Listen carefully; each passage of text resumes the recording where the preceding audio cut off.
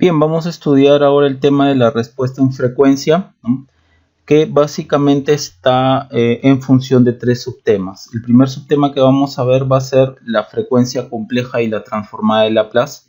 Aquí veremos cómo algunas de las ondas con las que hemos trabajado, por ejemplo DC, AC en forma senoidal, ¿no?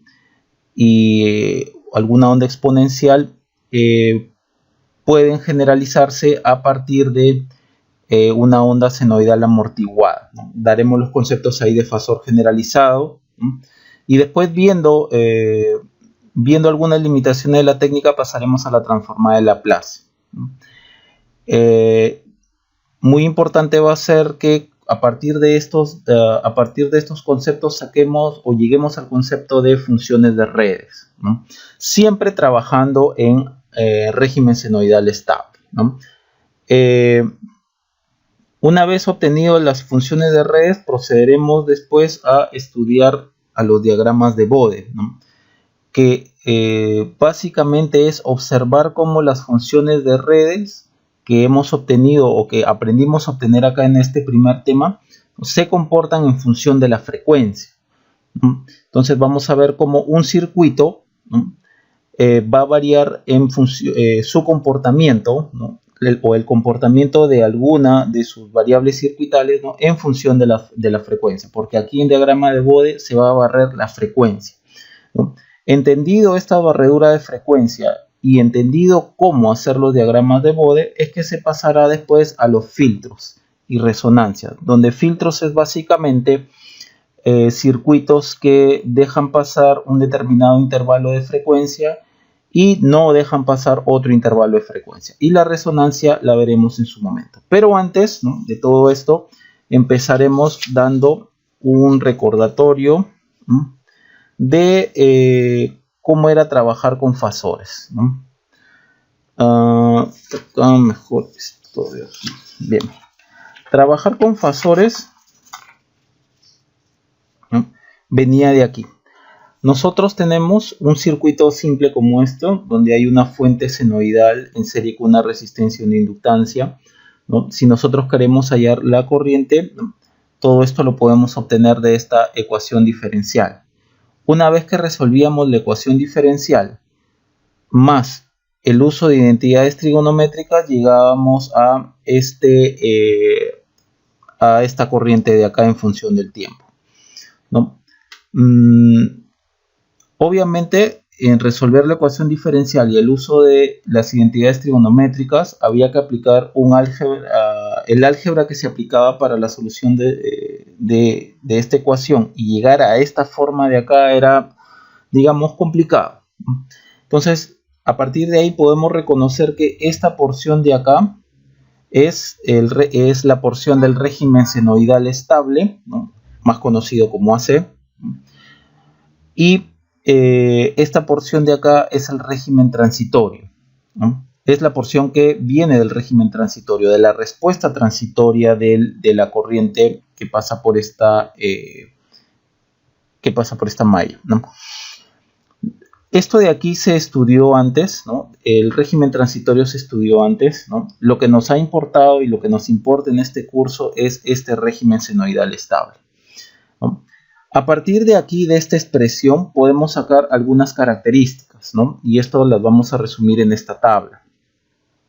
Por ejemplo, la tensión de la fuente es una tensión senoidal. La tensión de la fuente, de aquí, de la fuente del circuito, V source, una tensión senoidal. Y la corriente, ¿no?, que es la respuesta del circuito, ¿no?, a la aplicación de esta fuente, o la respuesta que queremos hallar, ¿no?, también es una función senoidal. Aplicada a una fuente senoidal de tensión, se obtiene una corriente senoidal, ¿no? También la frecuencia de la fuente vemos que es omega. Y también a partir de este resultado observamos que la frecuencia de la variable también es omega. Entonces vemos cómo la respuesta que estamos queriendo hallar, que es la corriente, tiene la misma función que la fuente es una función senoidal, y está operando a la misma frecuencia que la fuente que energiza el circuito. Pero aquí viene la diferencia, ¿no? La amplitud y la fase de la corriente, esta es la amplitud, es diferente a la de la fuente que energiza el circuito, y la fase, ¿no? La fase que está aquí, la fase de la corriente, aquí está la fase, es diferente a la fase que es diferente a la fase de aquí de la fuente que energiza el circuito, ¿no? Entonces, en cuanto a amplitud y en cuanto a fase, aplicada una tensión, ¿no?, senoidal, la corriente será diferente, ¿no? Tanto amplitud como fase serán diferentes. Acá colocamos diferentes, ¿no? Visto esto, entonces, fue que se empezó a trabajar con los fasores, ¿no? Muy rápidamente, si sabemos entonces, si ya sabemos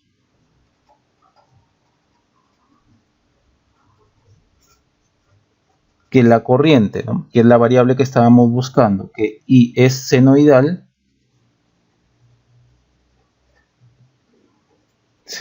con frecuencia angular omega, y amplitud y fase desconocidas,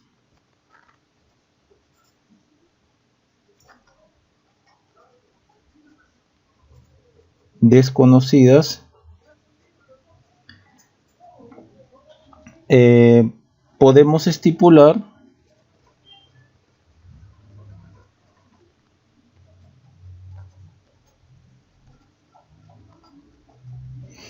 por ejemplo que una nueva forma de llegar a este resultado sin pasar por las ecuaciones diferenciales y el uso de las identidades trigonométricas es el siguiente, ¿no?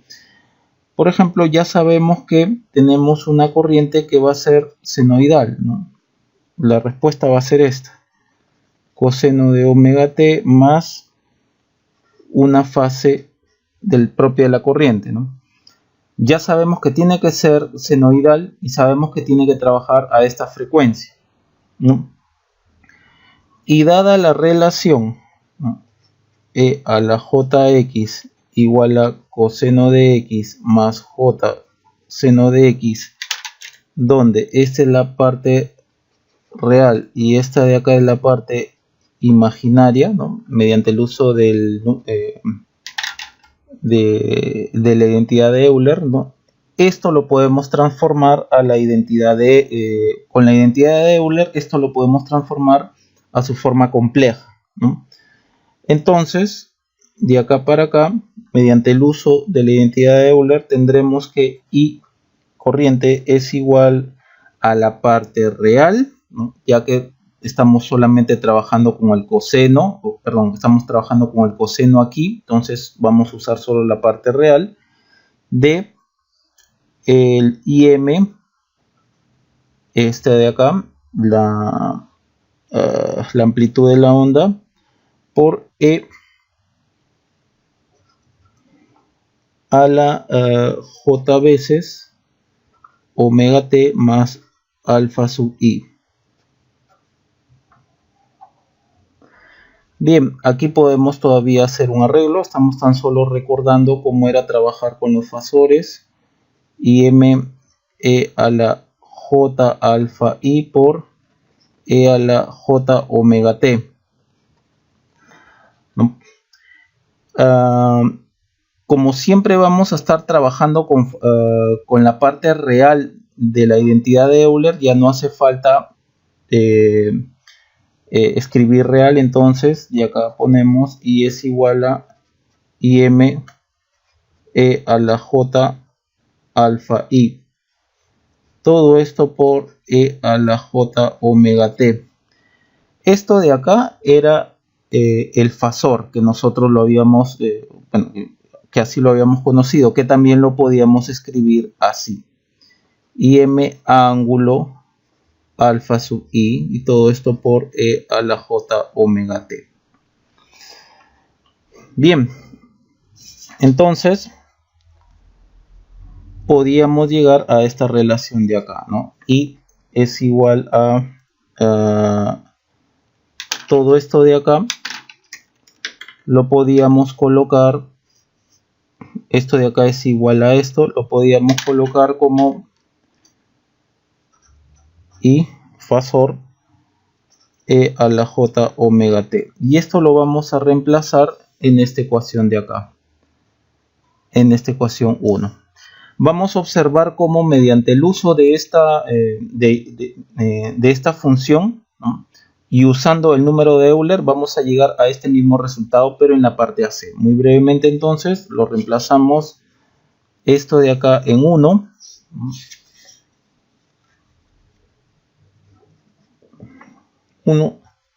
y llegamos a esto, ¿no?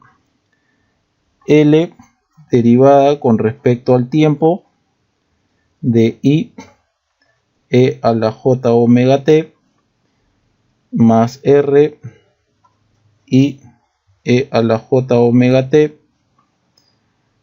Esto es igual a B.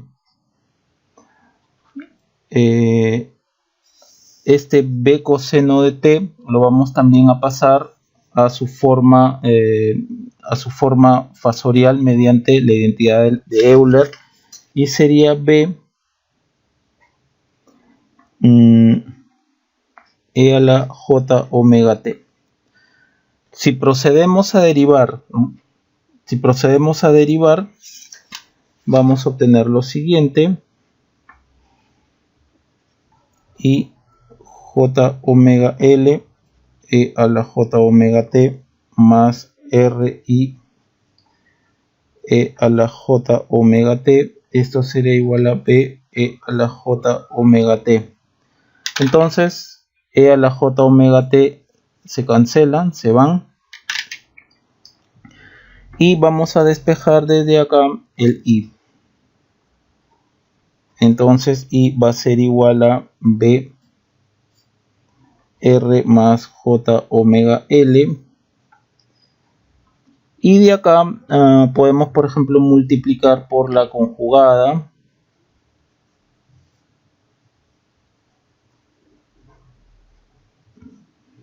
Entonces obtendremos que i es igual a r al cuadrado más omega l al cuadrado, todo esto por r, b, el fasor, esto también es fasor, perdón, menos r al cuadrado más omega l al cuadrado, acá es j omega l fasor. Y esto es igual a, por ejemplo, si nosotros llamáramos a esto A y a todo esto lo llamamos B, tenemos la forma cartesiana del número complejo, ¿no? Sería A menos JB, todo esto por B. Acá conviene borrar. Ahí está. Donde esta es la parte imaginaria, esta es la parte real y esta es la parte imaginaria. Esto aún todavía lo podemos trabajar, ¿no? A más menos BJ, todo esto por B. Ahora, a partir de la forma cartesiana, la forma polar es la siguiente, ¿no? Esto sería A al cuadrado más B al cuadrado, todo esto por E a la J tangente a la menos 1 de B sobre A. La parte real al cuadrado más la parte imaginaria al cuadrado, todo eso es raíz elevado a la E, J veces tangente en la parte imaginaria sobre la parte real, ¿no? Si esto lo aplicamos aquí, entonces tendremos, ¿no?, que I es igual a la parte real al cuadrado, ¿no?, acá será R al cuadrado más omega L al cuadrado, acá es R al cuadrado, ¿no?, más todo esto, R al cuadrado, sí, más, parece que esto es al cuadrado, sí, esto es, a ver, vamos a ver acá, todo esto es al cuadrado más R más omega L al cuadrado, todo esto al cuadrado, omega L al cuadrado, todo esto es raíz, y acá tenemos por B exponencial a J veces tangente a la menos 1 de B, o sea, esto, ¿no?, sobre A, esto se va con esto, entonces nos quedaría omega L sobre R negativo, acá sale negativo, entonces esto es omega L sobre R. Bien, si reducimos, trabajamos con este término, sacamos el mínimo, sacamos este término, este es su fasor, trabajamos con todo este término de acá algebraicamente, vamos a llegar a esto, y es igual a raíz de R cuadrado más omega L al cuadrado, y arriba tendremos B, y acá estará E a la menos J tangente a la menos 1 de omega L sobre R. Bien, y hay que recordar que, ¿qué cosa es I? I es IM E a la J alfa I, y esto es igual a B, este fasor de acá es BM E a la J por 0 sobre raíz de R al cuadrado más omega L al cuadrado por E a la menos J tangente a la menos 1 de omega L R. Ahora vamos a multiplicar esto por E a la J omega T y nos quedará IM E a la J veces stop, y acá será R al cuadrado más omega L al cuadrado BM E a la menos a la J, vamos a poner J veces omega T menos tangente a la menos 1 omega L R, y así. Por último, si E a la IX es igual a coseno de X más J veces seno de X, y esta es la parte real, nos vamos a quedar con la parte real. Es decir, esto de aquí y esto de aquí lo vamos a trabajar con la identidad de Euler, pero solo la parte real. Entonces vamos a tomar la parte real.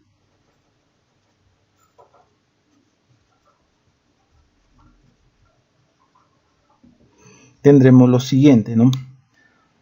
Tendremos que esto es IM coseno de omega T más alfa I es igual a R al cuadrado más omega L al cuadrado BM coseno de omega T menos tangente a la menos 1 de omega L sobre R. Bien, vemos que este IM es el mismo de acá. Ahí tenemos una respuesta. Y la fase de aquí es la misma de acá. Bien. Y la forma cosenoidal es la misma y el omega es el mismo, ¿no? Entonces, mediante el uso de los fasores, ¿no?, hemos llegado a la misma respuesta senoidal estable. todo este recordatorio es para poder introducir finalmente cuál es el o cómo es el trabajo con la frecuencia compleja, ¿no? Haciendo un recordatorio de fasores, ¿no? Entonces, en la frecuencia compleja, la mayoría de veces, las fuentes de alimentación de los circuitos fueron constantes en el tiempo, o DC, ¿no? Fueron exponenciales algunas veces y también senoidales. Entonces, de acá podemos sacar, ¿no?, que, ¿no?, una onda que abarca estas tres ondas sí existe, ¿no? En el afán de generalizar lo que hemos estado trabajando, algo de lo que hemos estado trabajando. Entonces, una onda que abarca estas tres ondas, en ese afán llegamos a la senoide amortiguada.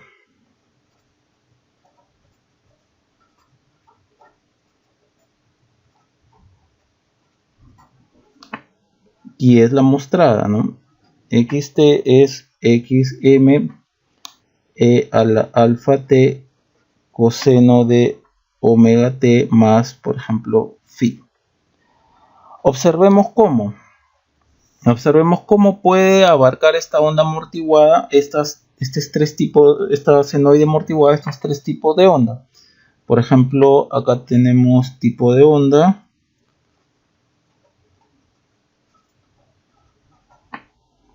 constante, DC, senoidal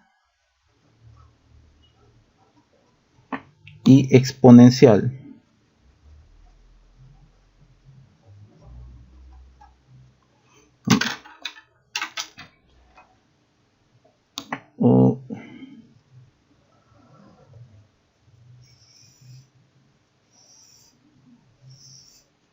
Bien, aquí, por ejemplo, parámetros.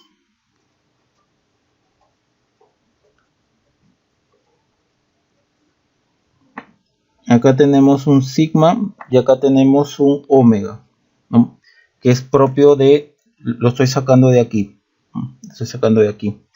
de la senoidal, de la senoide amortiguada.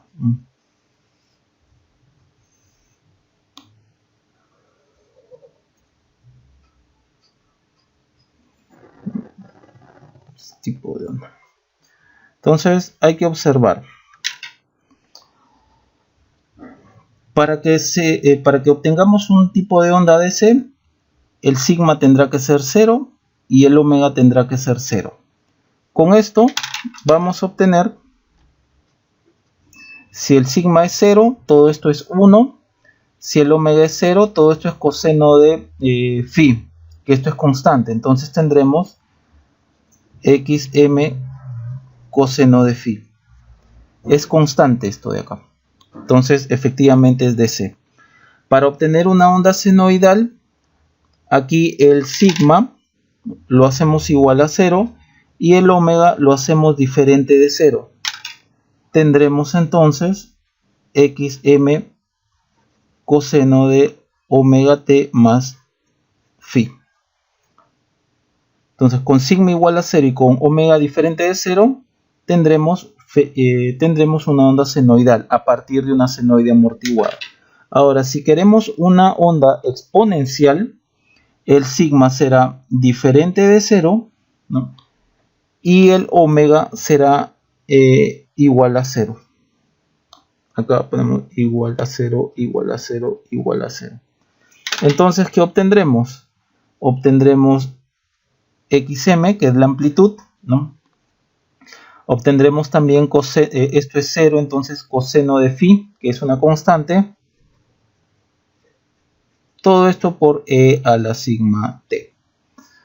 Entonces, con esta senoide amortiguada podemos abarcar estos tres tipos de onda que lo hemos visto. No son todos, pero esos tres. Tenemos esos tres.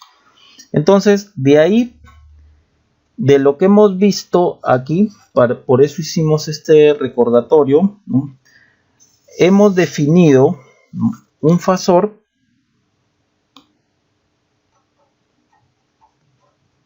de la siguiente forma.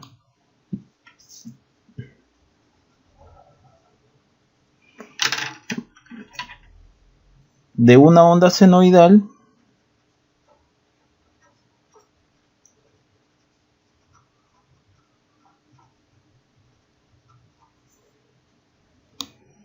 teníamos x, por ejemplo, t igual a xm coseno de omega t más alfa. Entonces su fasor lo veíamos como, o su notación fasorial también, x sería igual a la parte real, tal como lo habíamos visto hace un momento, xm a la j omega t más un alfa, y vamos acá, sigue siendo la parte real, xm, abrimos el exponencial, valga la redundancia, el exponente del exponencial por a la j omega t. Y como siempre vamos a trabajar con la parte real, ¿no?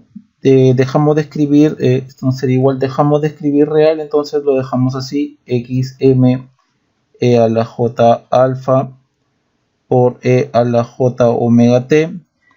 Y habíamos visto que de acá de nuestro recordatorio, que esta forma polar de aquí lo podemos escribir de esta manera, ¿no? Con ángulos simplemente.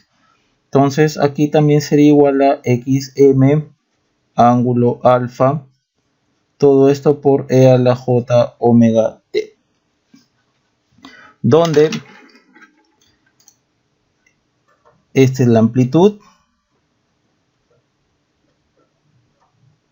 ¿no? Y esto es la fase, ¿no? Y esta es la frecuencia angular, como ya hemos visto, frecuencia angular. Todo esto de aquí, ¿no? Lo podíamos representar, ¿no?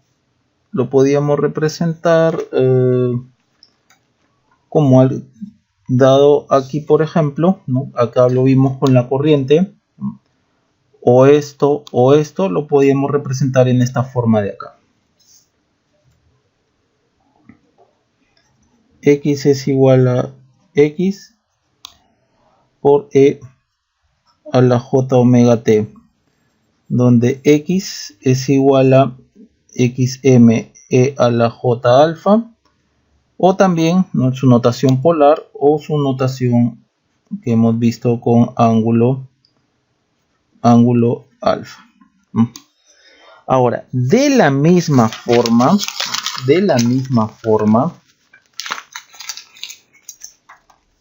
vamos a hablar de un fasor generalizado.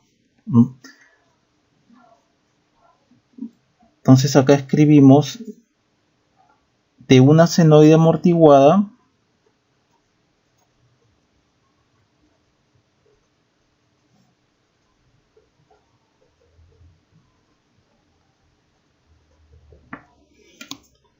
sabemos que tenemos esto, xm e a la sigma t coseno de omega t más alfa. No hay que olvidar con identidad de Euler, como esta es la identidad de Euler, tal como lo hemos visto en nuestro recordatorio, coseno de x más j veces seno de x, ¿no?, donde ya sabemos que esto es la parte real y esto es la parte imaginaria, ¿no? Entonces,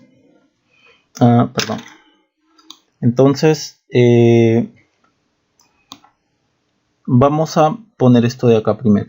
Vamos a darle la forma xm coseno de omega t más alfa. Si lo llevamos a la identidad de Euler, tendrá que ser la parte real de xm, ¿no? Todo esto es como si fuese el x, entonces esto es e a la j omega t más alfa. Sigamos trabajando. xm por e a la j alfa por e a la j omega t. Y esto sigue siendo x más alfa. Y acá finalmente lo vamos a multiplicar por e a la sigma t, ¿no? A este por e a la sigma t lo multiplicamos, no hay espacio, e a la sigma t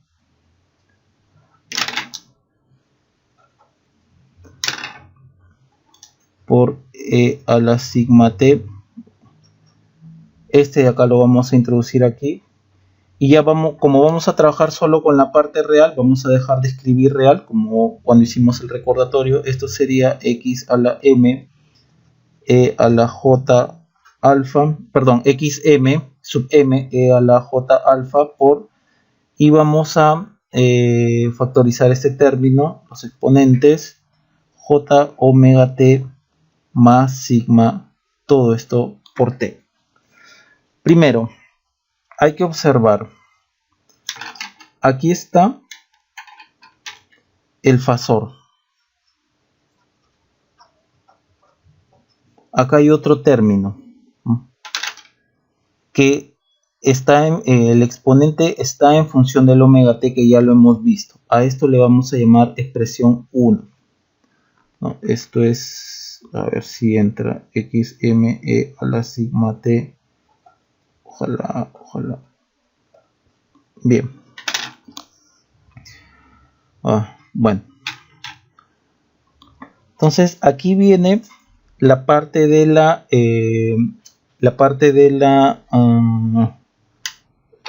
frecuencia compleja. Este fasor lo ponemos como, ya sabemos, puede ser así, ¿no? Es decir, xm e a la j alfa o también xm ángulo alfa. Entonces aquí viene el artificio de la frecuencia compleja. Esto, si S es igual a sigma más j omega, entonces S, acá definimos esta variable, S la llamaremos frecuencia generalizada.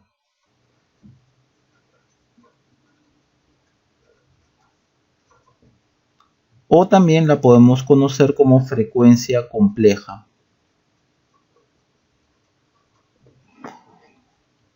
Donde sigma está dado en Neper por segundo y el omega, que ya lo conocemos, está dado en radianes sobre segundo, ¿no?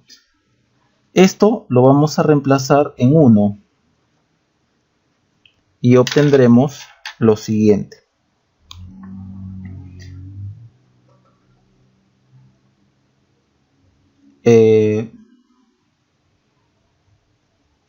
xm e sigma t coseno de omega t más alfa es igual a este fasor de aquí.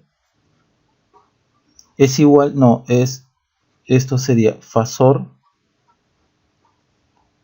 e a la x fasor por e a la st.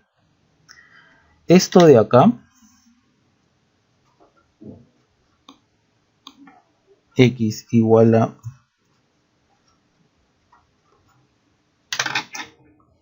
a esto se le conoce como fasor generalizado.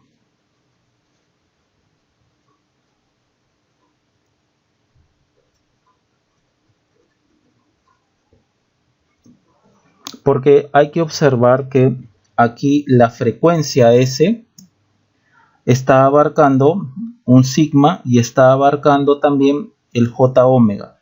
Cuando trabajábamos con fasores, ¿no?, trabajábamos solamente con un j omega. Acá tenemos, por ejemplo, este fasor de aquí. Este es j omega. Pero aquí estamos trabajando con un J omega más algo. Por lo tanto, esta es una frecuencia ya más generalizada que está abarcando al J omega, ¿no? Entonces, eso será el concepto de fasor generalizado. Y si comparamos, por ejemplo, cuando tenemos una senoide, aquí por ejemplo, vamos a poner senoide no amortiguada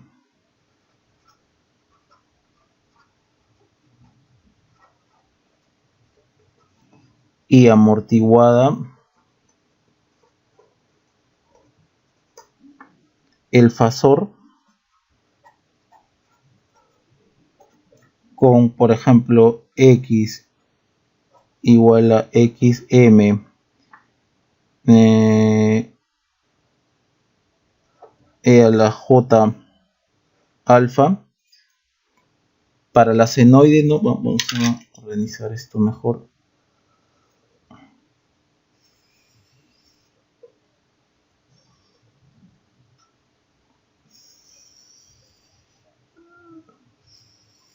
Así.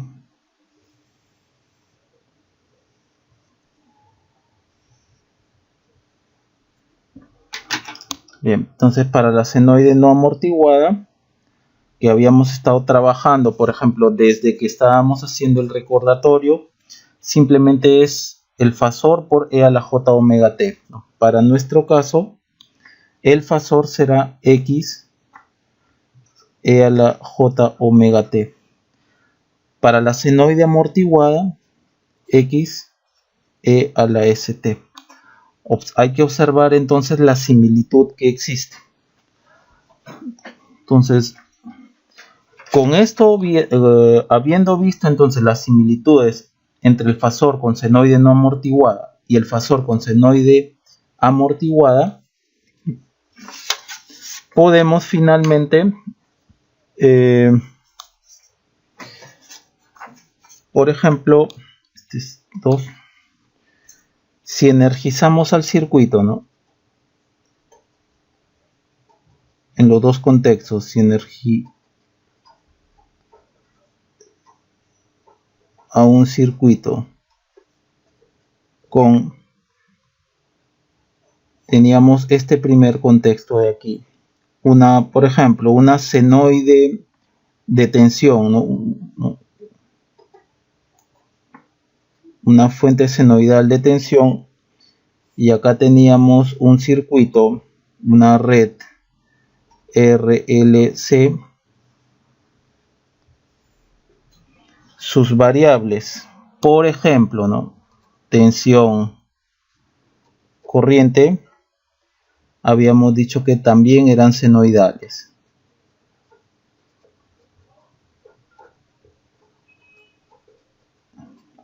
Ahora, si energizamos a un circuito con esto, con una onda senoidal amortiguada,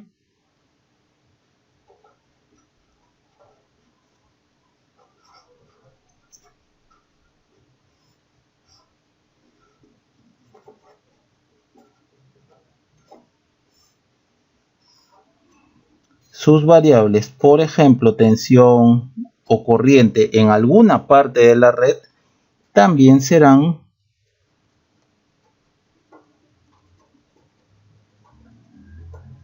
senoides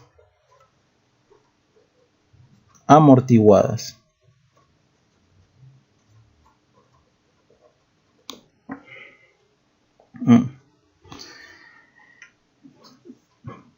Entonces, en la solución que planteemos a los problemas, usando el concepto de frecuencia compleja, se va a cumplir lo mismo, ¿no? Aquí BI se halló por ejemplo, mallas, nodos, superposición, Thevenin, etc. Aquí también las tensiones o las corrientes en algún punto, en algún lugar de la red, también se resolverán por mallas, nodos, superposición, Thevenin, Norton, etc., ¿no?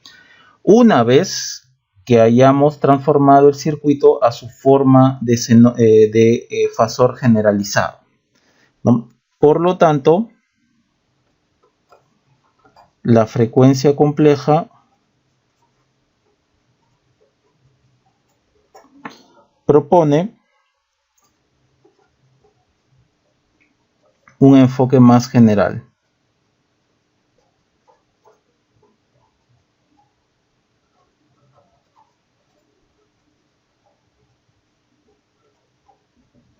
¿No? ¿Y cómo lo vemos? ¿No? Por ejemplo, de acuerdo a lo visto,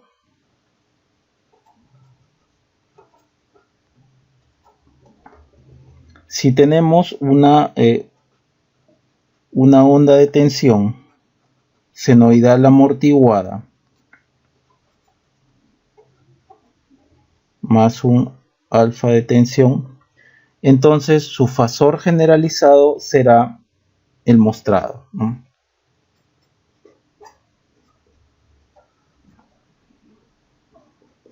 1.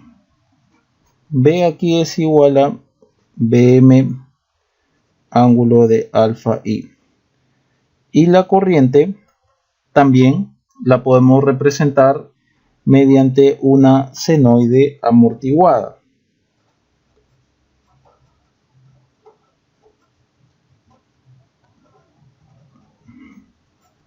Entonces, asumiendo que el sigma es igual, ¿no? Por ejemplo, acá tendremos que I es igual a IE a la ST ecuación 2, donde el I es el fasor y M ángulo, perdón, este es el ángulo de la corriente y acá es el ángulo de la tensión es aquí y este es el ángulo de la corriente. Tan igual como hemos hecho en el recordatorio o similar, acá por ejemplo para un capacitor, ¿qué tenemos? Que la corriente es igual a C dB T. Entonces, por 1 y 2, la corriente es esta de acá, ¿no? La copiamos.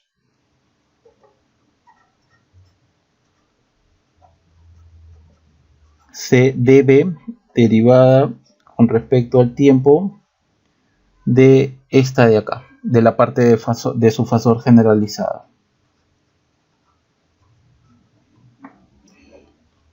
Entonces, si procedemos a derivar con respecto al tiempo, acá nos dará S. Entonces, esto es igual a C S B E a la ST. Este se va con este. Y nos quedará que si, por ejemplo, hallamos B entre I, esto será la impedancia del capacitor, pero en función de S. 1 sobre SC. Y si lo vemos como admitancia del capacitor en función de S, esto será SC. Noten que ya no es J omega, sino es S. Ahora, para la parte del inductor o bobina,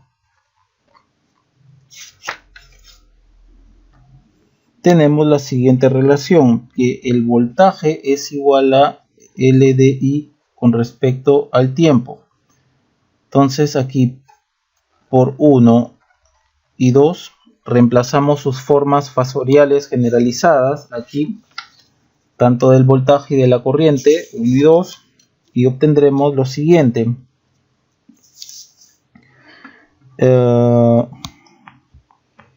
Acá será B E a la ST es igual a L de con respecto al tiempo de I E a la ST.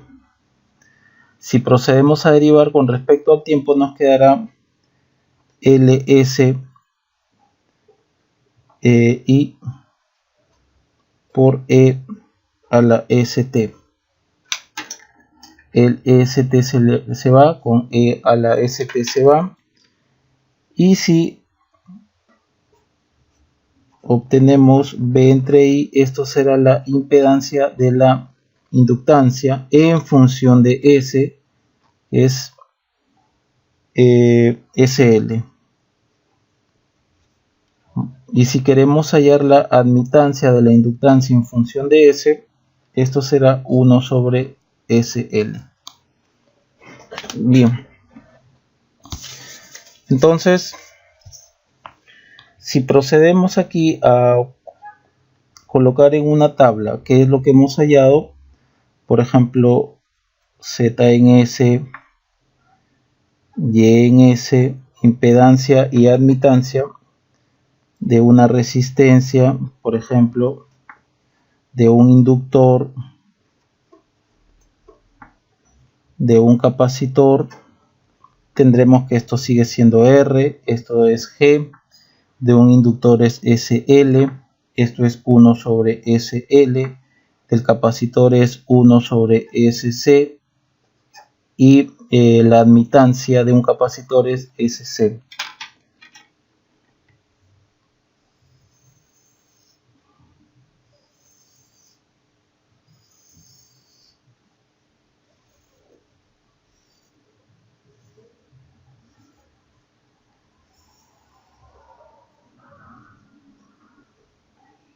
Bien, entonces las impedancias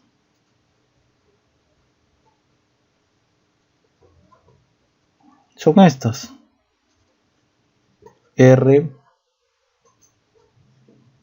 1 sobre SC y esto es SL. A esto de acá se le llama impedancias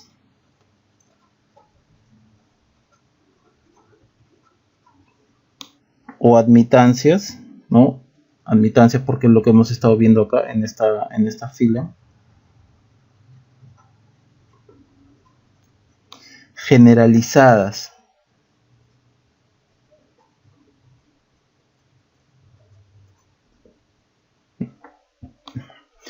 Dado que acá tenemos una parte real y una parte compleja en el S. Por ejemplo, ya que S es igual a sigma más J omega, si hacemos que sigma sea igual a 0, entonces y omega sea diferente de 0, tendremos que S es igual a J omega. Esto de acá, con S igual a J omega, le estamos diciendo que estamos trabajando en régimen senoidal estable.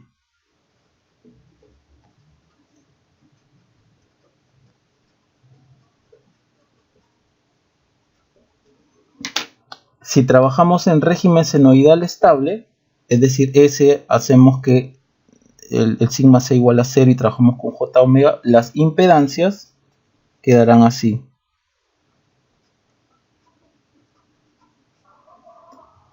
R seguirá. Esto será J omega C, el capacitor, y acá la impedancia del inductor será J omega L. Esto es lo mismo con lo que habíamos trabajado, ¿no? Anteriormente, cuando trabajamos con impedancia y cuando estábamos trabajando con en el recordatorio, ¿no? Bien, ¿para qué se hace esto? ¿Para qué se hace un S igual a sigma más J omega o simplemente S es igual a J omega? Dado que aquí en el recordatorio estamos viendo que el trabajo para obtener esta respuesta, el trabajo con ecuaciones diferenciales es complejo, es difícil, entonces se plantea el uso de fasor, ¿no? Para que se trabaje ya no con ecuaciones diferenciales, sino con álgebra de números complejos, ¿no? Eso es lo que hace el trabajo con fasores, ¿no? Transformar las ecuaciones diferenciales, ¿no?, a un álgebra, ¿no?, álgebra de números complejos. pero esta forma fasorial solamente trabaja para la parte de régimen senoidal estable, ¿no? No nos dice nada de la parte transitoria. En cambio, ¿no?, cuando trabajamos con frecuencia compleja, ¿no?, justamente este trabajo de álgebra de números complejos, introduciendo esta variable de frecuencia compleja, ahora va a ser nuevamente un álgebra de números reales, ¿no?, porque estamos enmascarando la parte compleja con un S, con un número real. Y eso nos va a servir bastante, ¿no?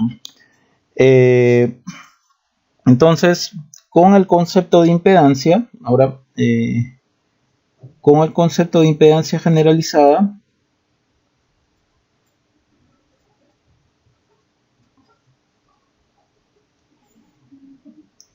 impedancia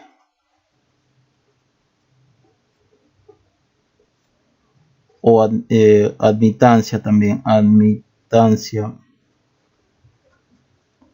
generalizada,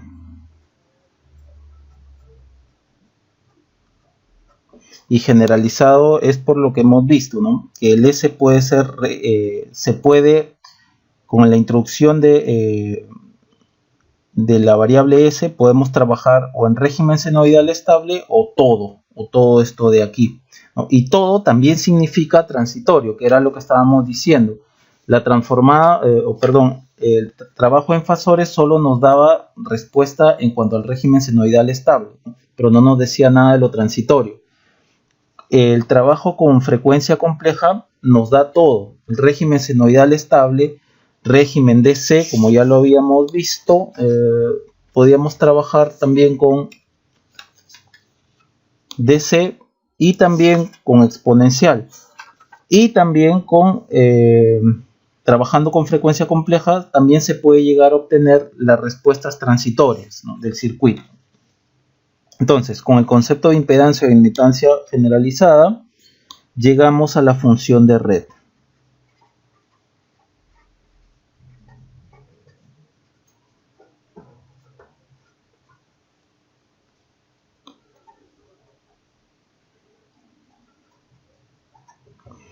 ¿Qué viene a ser esa función de red?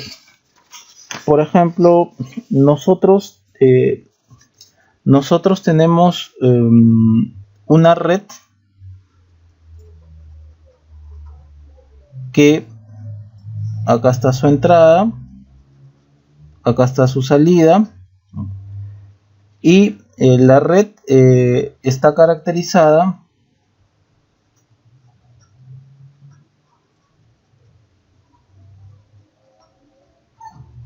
tan similar al recordatorio que hemos visto. El recordatorio que hemos visto, esta red de aquí está caracterizada por esta ecuación diferencial de primer orden.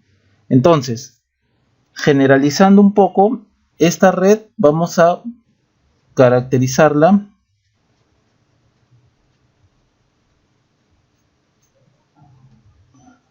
red caracterizada por una ecuación diferencial ordinaria, supongamos de segundo orden,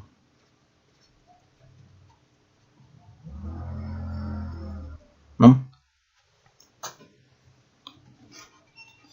Entonces, imaginemos que esta red de segundo orden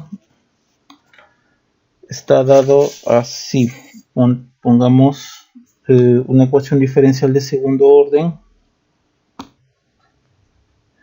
como esta, ¿no? A1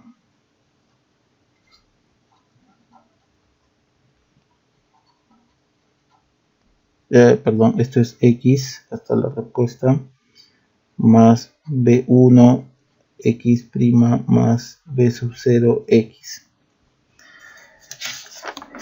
Entonces, si trabajamos, esto sería 3, con el concepto de frecuencia compleja, por ejemplo, con x es igual a esto de acá, la entrada es esta y la salida es este fasor de acá, este fasor generalizado.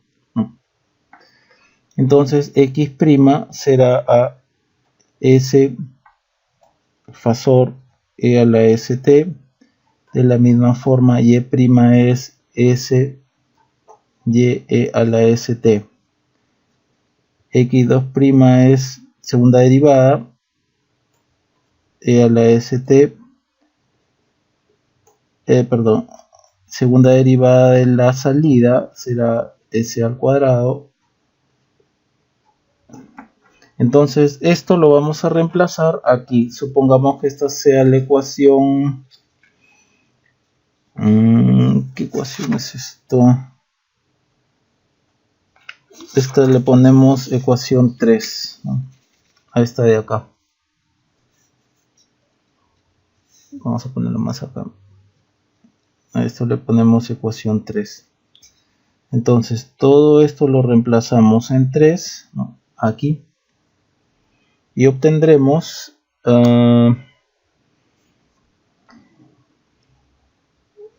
a2 s al cuadrado y e a la st más a1 s y e a la st más a sub 0 y e a la st igual a b sub 2 s al cuadrado x fasor e a la st más b1 s x e a la st más b sub 0 x e a la st. Hay que observar que estos son pasos muy similares al recordatorio que hicimos. Aquí, por ejemplo, estamos más o menos por esta parte de aquí. Cuando hemos procedido a derivar, ¿no? Aquí, y nos está quedando todo, todos los términos se están multiplicando por e a la j omega t, ¿no? Y de ahí procedimos a tachar los términos e a la j omega t. Bueno, lo mismo aquí. Hay que observar que aquí e a la st se está repitiendo en todos los términos, por lo tanto tachamos estos términos y procedemos a, por ejemplo, salida entre entrada. A esto le vamos a llamar h de s, un polinomio de s, b sub 2 s al cuadrado más b sub 1 s más b sub 0. Y abajo a sub 2 s al cuadrado más a sub 1s más a sub 0. A esto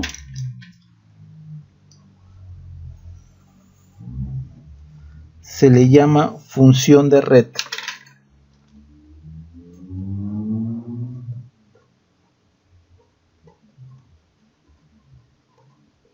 Que no es otra cosa que la relación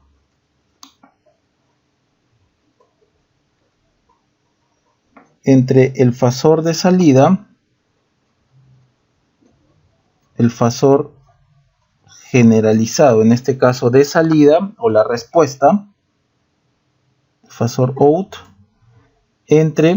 relación entre el fasor generalizado de salida y el fasor generalizado de entrada, que es el X o es el estímulo. Entonces, función de red, relación entre el fasor de salida o respuesta y el fasor relación entre el fasor generalizado de salida o respuesta y el fasor generalizado de entrada o estímulo, ¿no? De aquí sacamos otra información importante. Esto de acá se puede generalizar para exponente n, ¿no? Es decir, cualquier grado de ecuación diferencial. Entonces de acá las raíces del numerador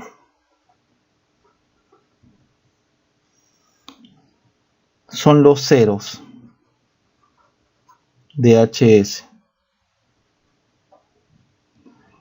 y las raíces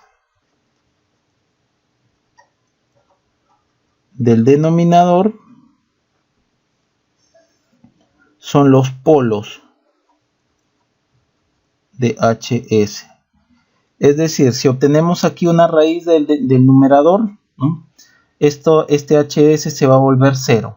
Ahora, las raíces de acá del denominador, ¿no? Aquí el denominador se va a hacer 0 y una constante sobre 0, el h de s se torna indeterminado, ¿no? Bien, entonces, teniendo esto, podemos pasar a ver, teniendo la función de red,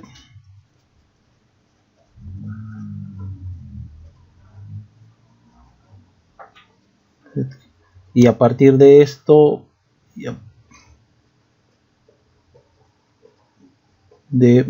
por ejemplo, vamos a mostrar aquí un diagrama de bloques muy breve.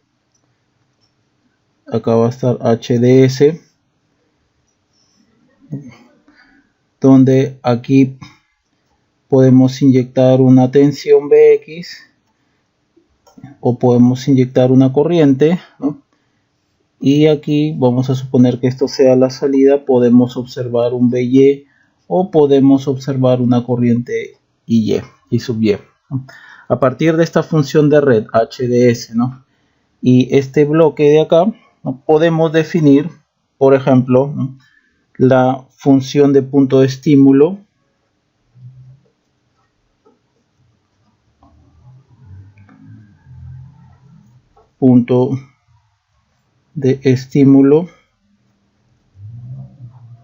a veces en los libros ustedes lo pueden encontrar como driving point,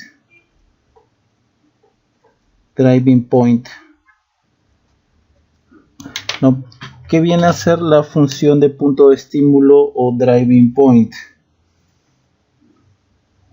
Definido a partir de la función de red y esto que estamos viendo acá, ¿no? De manera general, que vean que aquí dentro pudo haber estado, por ejemplo, ¿no? El circuito de acá, ¿no? Pudo haber estado este circuito de acá.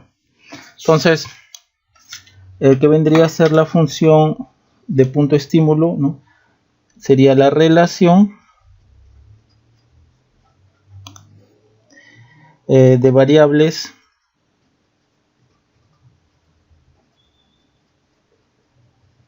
salida, entrada, ¿no?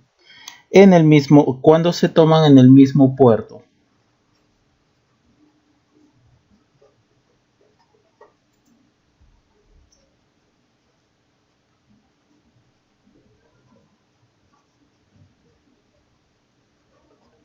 Por ejemplo, ¿no? Yo inyecto acá una tensión, ¿no?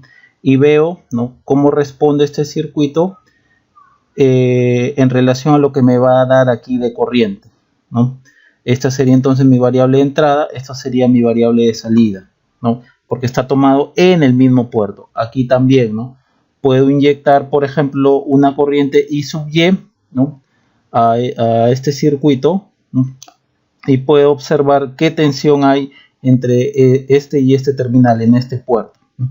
Como estoy inyectando corriente aquí como variable de entrada y observando BY como variable de salida y todo esto está en el mismo puerto, será una función de punto de estímulo, ¿no? O driving point. Y la otra que podemos definir a partir de la función de red es algo que quizás ya muchas veces hayan escuchado, ¿no? Función de transferencia.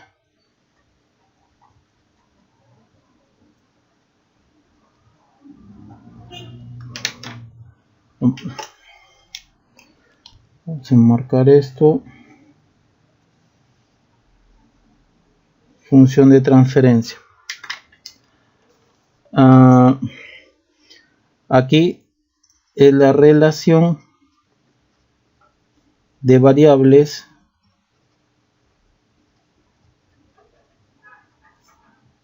salida, entrada, ¿no? Cuando se toman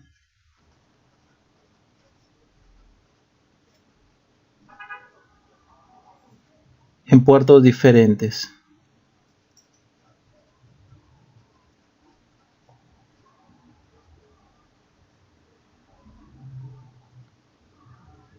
Por ejemplo, si nosotros inyectamos acá una tensión Bx en este puerto de acá, ¿no? Siendo entonces Bx la variable de entrada, y queremos observar qué pasa con la tensión By en este puerto, entonces debido a que se está trabajando en puertos diferentes, se habla de una función de transferencia en donde se va a relacionar la respuesta By frente al estímulo Bx. O también se le puede inyectar una fuente de corriente a este puerto, ¿no? Y observar, por ejemplo, qué pasa con esta tensión en este otro puerto. Como yo estoy inyectando una corriente aquí en este puerto, la cual será el estímulo, ¿no? O la variable de entrada, la variable de salida o respuesta estará en otro puerto, que sería para este caso By, ¿no? Bien, se está tomando entonces variables de salida entre entrada en puertos diferentes. Entonces, para usar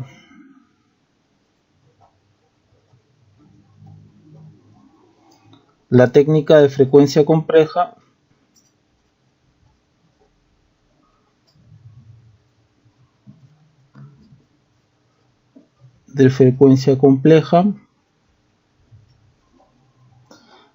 aplicada para este caso, aplicada a régimen senoidal estable,